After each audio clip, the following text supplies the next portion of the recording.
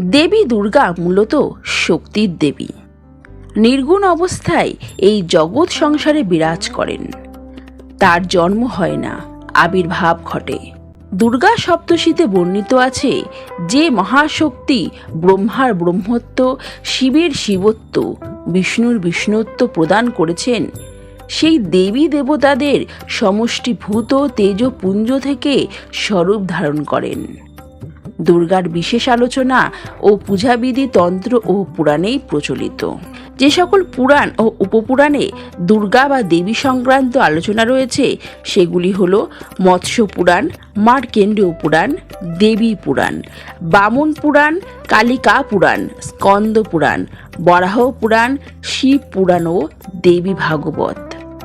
তিনি জয় দুর্গা, জগদাত্রী, গন্ধেশ্বরী, বনদুর্গা, চণ্ডী, নারায়ণী, কালী, গৌরী, উমা, মহাদুর্গা, অগ্নিদুর্গা, শুলিনী দুর্গা, সিন্ধু দুর্গা, মূলা দুর্গা, মহামায়া, মহিষমর্দিনী, চামুণ্ডা প্রভৃতি নামে ও রূপেও পূজিতা হন তিনি। তিনি জগদীশ্বরী, আপন মহিমায় পৃথিবীতে পরিব্যাপ্ত হয়ে আছেন প্রতিটি কোণায়। তিনি ঘটন অঘটন পুটিয়সী, দুর্গা দুর্গতি নাশিনী। তিনিই জগৎকে চালান ও প্রতিপালন করেন জগদাত্রী রূপে। আবার প্রলয়কালে তিনিই কালিকা রূপে জগৎ গ্রাস করেন।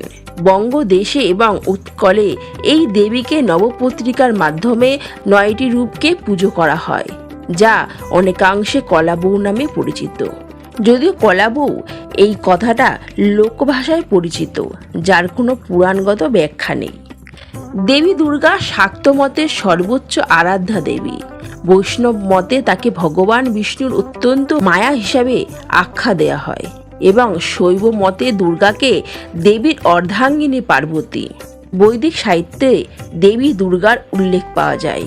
কেনোপনিষদে বর্ণিত উমা বা পার্বতী বা হৈমবতীকে দুর্গা হিসাবে আখ্যায়িত করা হয়েছে।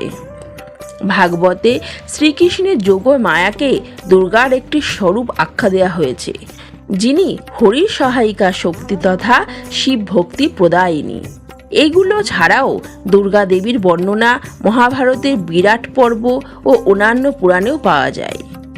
দেবী দুর্গার ভিন্ন ভিন্ন অবতার সমূহ হল কালিকা, নন্দা, ভ্রামরী, শাকম্ভরী, রক্তদন্তিকা, কৌশিকী, ভীমা, উগ্রচণ্ডা, ভদ্রকালী, কাত্যায়নী, শান্তা দুর্গা, অজিতা, অপরাজিতা ইত্যাদি। এইভাবেই বিরাজ করছেন নানা রূপে দেবী দুর্গা। আমি আসছি দেবীপক্ষে প্রথমা তিথি থেকে দশমী তিথি পর্যন্ত মায়ের নবদুর্গার প্রত্যেকটা রূপের মহিমার বর্ণনা নিয়ে। সবাইকে শুভ শারদিয়া।